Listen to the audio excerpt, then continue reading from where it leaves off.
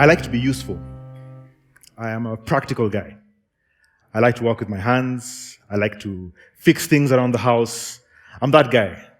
I'm fixing this, tinkering with that, super gluing the other. I have a constant supply of super glue in my house because I like to fix things. I like to be tangible. I like to be useful.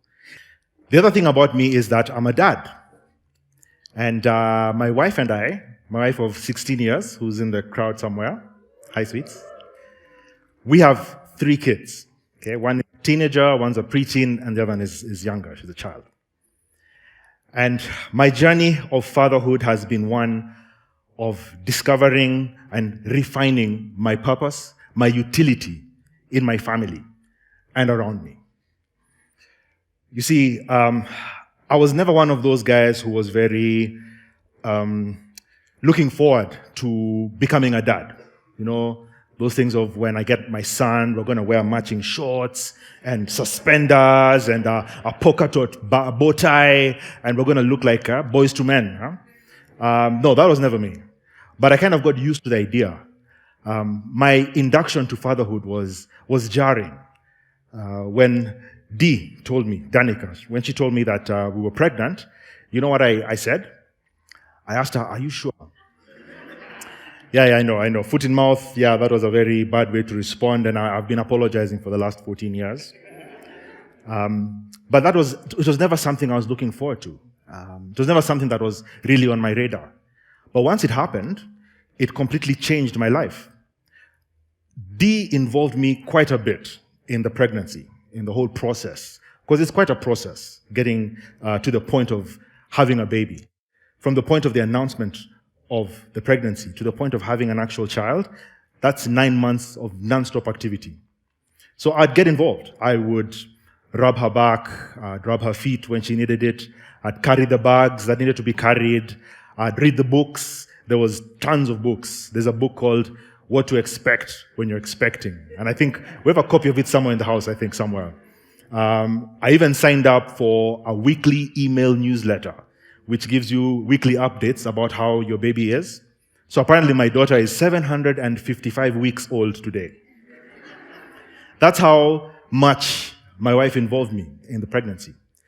But through it all, I couldn't shake the feeling that I wasn't very useful. I mean, I'd help, I'd do what I could, but my role was very peripheral, if you know what I mean. I think the men in the room can identify with that, the dads in the room. You always feel like you're just an appendage. You know, you're not really that crucial to the process. She can do this by herself.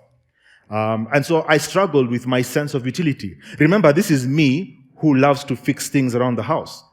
And there was very little I could do to help. I was just sort of watching, spectating as this whole thing was going on. I remember going to toy market to buy clothes for the baby. Yeah, I did that. And we came back home and put the clothes up after washing on the line, and I was laughing hysterically because I was like, how does a human being fit in clothes that small? How's that going to happen? You see, that's how clueless I was about it. I'd never seen a diaper. Like, seen one with my eyes, I'd never seen one. I didn't know how to do one. I didn't know how does it go around the baby's groin. I didn't know anything. I was completely green. And that did not help me because, again, I'm a practical guy. I like to know how to do things. And that experience was kind of disturbing for me. But even then, I thought to myself, fine, I might not be very useful at this point in life, but just wait. The baby is going to be born, and then you'll see how useful I can be. I mean, it's just 9 months, right? Pregnancy is not forever. At some point, she's going to give birth, and then I'm going to be useful, right? Because what is more useful than a dad? Sindio? Dads are useful. Well, shock on me. Baby got born. 3 months in, our baby had a case of colic. Yeah? For those of us who've had babies, who've had colic, you know exactly what I mean. Whoever invented the phrase, sleep like a baby, has never had a baby. Because even babies don't sleep like babies. They are so erratic. They wake up at random times, and if they're not sleep trained, you can have very long nights. Yeah? And it's even worse if they have colic, because then they are completely unmanageable. And so my baby had colic, and don't know if it's written in the Bible or something, because she'd wake up at midnight every single night and cry nonstop until 4 in the morning. And I remember holding her up in my hands one night, and I was at my wit's end. I looked at her and I said, baby, just sleep, please, sleep. You're tired, I'm tired, I've got to be at work tomorrow, you're going to be asleep when I'm at work, so please, just sleep, sleep. Of course, she was 3 months old, so she had no idea what I was saying, and she went on crying. She was even louder. She probably thought it was a game of some sort. And it was tough. It was tough. I didn't know what to do. Remember, this is me, practical guy, likes to get things done, and I had no idea what to do in the moment. Thankfully, she got over the colic, and she recovered without my intervention, and life went on. I mentioned we have 3 kids, yeah? So my last born, when she was much younger, she had this belief in me and my abilities. Yeah, you know, every dad wants to think that they're a super dad, but my daughter took that to the next level, because we were sitting around the table one night and the lights went off. Blackout, as happens in this city. And she immediately turns to me and starts screaming at me, saying, Dad, bring back the lights. Dad, bring back the lights. Bring back the lights. And I'm like, I don't know how to do that. I'm not the one who took them away. Dad, bring back the lights. And I was so stressed. At that time, I wasn't amused at all. I was actually quite perplexed and stressed. I did what I could, which was light a candle. It wasn't quite the same as bringing back the lights, but it was something, right? I remember feeling really useless. What was I supposed to do? I can't bring back the lights. I don't work for Power. I don't know what to do. It happened again. If any of you has ever lost track of a child in a public place, yeah, you know what that is like. And so my son, who was I think 2 years old at the time, he just vanished. So Dee and I are walking in the supermarket, and they're like, "Hey, where's this guy?" And she's like, "I thought he was with you." "No, I thought he was with you." And that place we shut the place down. You know, full Jack Bauer CTU, we just shut the place down. Nobody leaves, don't touch anything, don't move until we find this guy. And we shut down the place for a good 20 minutes. And, you know, eventually we found him roaming around in the parking lot, looking at cars or whatever, I don't know. It's a 2-year-old boy. I guess that's what happens. My mom told me incidentally that I used to do that when I was a kid. I used to wander off. But those 20 minutes were the longest 20 minutes of my life. And I felt completely helpless, completely useless. I couldn't do anything. You know, I could yell at the guards, I could yell at the attendants, but I really couldn't do anything. And that really went to the whole thing that was happening in my core, that am I really useful? Will I be able to do what needs to be done when I'm needed? I think about some of the things that my kids will go through in their lives. And I know there are things that they will experience that I can do nothing about. They're going to go through heartbreak. They're going to go through tough bosses and tough jobs and tough colleagues and tough schoolmates. And there's nothing I can do about it. So the question is, what's my utility as a dad if I can't be the hero for these guys when they need me? It's a really jarring feeling. It's not all doom and gloom, though. There have been some good moments, like whenever the kids talk to their cousins and to their friends on the phone, and they say heartwarming things like, you know, my dad he's so funny, and he's such an interesting guy, and he likes to fix things in the house. And I'd hear them talk, and they didn't know I was listening, but they'd talk and say such good things about me, and I'd feel really good, like this is really worth it.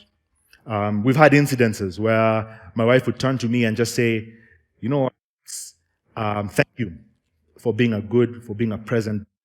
And that feeling is unmatched. I don't know if anything will ever be as good as that. So it's not all doom and gloom. As the kids grow up, I'm realizing that I have to strike a balance between being their friend and being their dad. That those two things can be mutually exclusive. That I have to maintain my parental, paternal authority, yet be able to them in a way that they trust me, even when they're older, especially now that they're getting into their teens. And that balancing act has been quite interesting for me. There are situations which I don't know how to handle. Like the other day, my daughter, who's 14 now, called me bro. I mean, I looked back, my strong Meru dad, me calling him bro, and it was not connecting. But that's the generation we have today. She'd use words like, relax, dad, relax. And I'm like, how dare you? Do you know who I am? But that's just a reality. The kids you're raising today, Gen Z, are a completely different breed. For anybody who's got kids in that age, you know what I'm talking about. Completely different. And I have to ask myself, am I doing them a disservice by not being the strict, stern, don't talk to me, stay in your room dad that my dad could have been sometimes? Or is it better for me to be more friendly, more accommodating, more accessible to them? Does that take away from my paternal authority? And it's a balancing act. I don't know. I don't have answers. And it all lends itself to this dynamic about what is my utility, what's my purpose, what's my use in this situation as a dad. This journey is ongoing. I'm constantly rediscovering what my purpose is in their lives. I'm constantly redefining what my utility to them is. But one thing that remains constant is I made a decision a long time ago that I was going to be engaged as a dad. I was going to be hands-on. I was going to be in 100%. It's very easy. It was very easy for me to step away or to zone out. But I made a decision that I was going to stay in. I was going to stay focused. I was going to stay part of the process. I was going to carry my weight. I was going to carry their weight if necessary. And I was going to be a present, engaged dad. I was going to make myself useful because that's what love is. That's what love does. Love stays even when it's easier to walk away. Love focuses and puts aside my thoughts, my biases, my history, the things that I've done in the past, the things that have happened to me in the past, and stays focused on the goal. And that's what I have chosen to do.